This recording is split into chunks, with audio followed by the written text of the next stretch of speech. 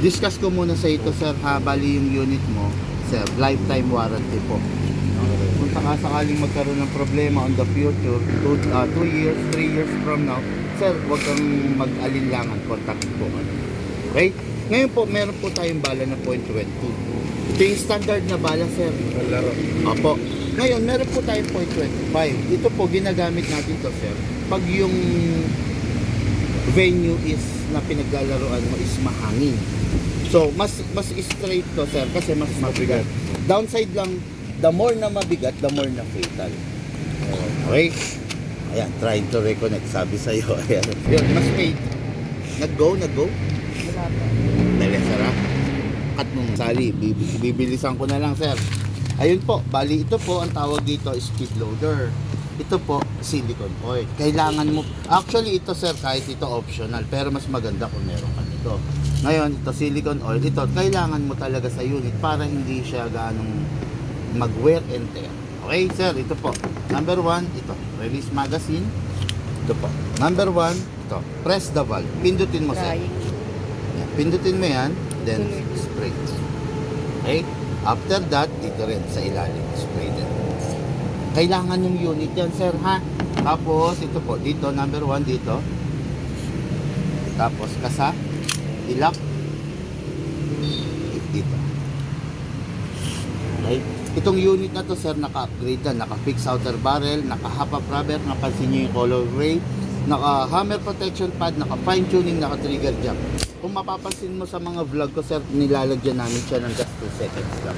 Yung 2 seconds na yun, pwede na pong mag-fire ng 30, 40, 50, hanggang 60 rounds. Maglalagay ka ng ganun every time na magaganto ka, every time na magkakarga ka ng... Hindi po, sir, maglalagay lang po tayo nito pag napansin mong tuyo lang siya. Pag kasi madalas ka naman maglagay nito, ang problema, nagiging mamantika naman yung unit. Oo. Tapos, ayan, dito sa unit mo, lahat ng klase ng gas pwede. Pwede yung number 12, pwede yung number 14, mas malakas yun. Pwede yung siguro, yun yung pinakamalakas, yun yung mga pang anti. Kaya ng unit mo yun, sir.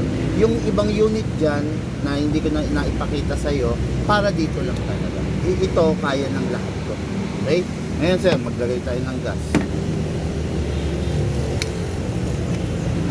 Sa paglalagay po ng gas, hindi po pwedeng pahiga o patay. Kailangan pataw po. Upside down, tapos press down. 1, 2. Okay na po. Ganun yung proper, sir. Walang sumisingaw para hindi po kayo masayanan. Okay? 1 canister, pag naubos, tapon po. Hindi po nare-refill. Yung isang ganito, good for 50 magazine po. Ayan, maglagay po tayo ng bala. Ito, sir, atakin mo ito pababa, all the way, dire-diretso, tapos dito mo ilalagay yung bala. Sir, pag... Yes, sir. Habang hinahatak mo siya pababa, siguraduhin mo lang na huwag mo mabibitawan. Kasi baka mabasag ko, sir. Hatak, dito ilalagay. Yan. Yan. Ang proper orientation ng bala, sir, left, right, left, right. Hindi ko na ganun po punuin. Maximum rounds is 27. Ang recommended ko lang is 20 to 23, sir, para hindi magsag yung string. Pasok sa unit. Kasa. Sir, ready to fire. Saglit lang.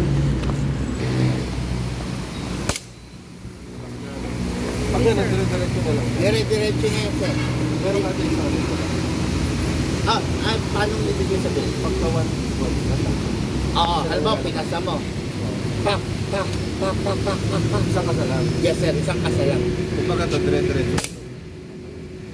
Medyo, sige, sir, hanggang mangubos. Ang ganun. Makasunod.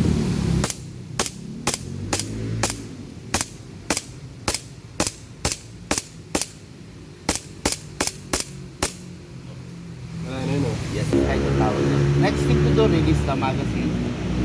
Tapos, release the slide. Tapos, press. Yun lang naman, sir.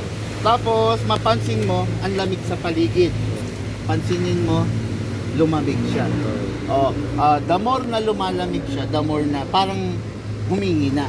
Ayaw kasi ng airsoft yung malamig na ganito. Gusto niya, sir, nasa ilalim ka ng araw, naglalaro. Yun, pag nandun, maintain yung lakas niya. Okay? Tapos unit lifetime warranty, basta nagka-problema sir, tawagan niyo po kami. Okay po?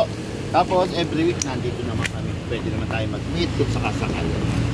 Okay, Sir Dennis of Candelaria, Quezon. Nandito kami ngayon sa San Pablo. Thank you.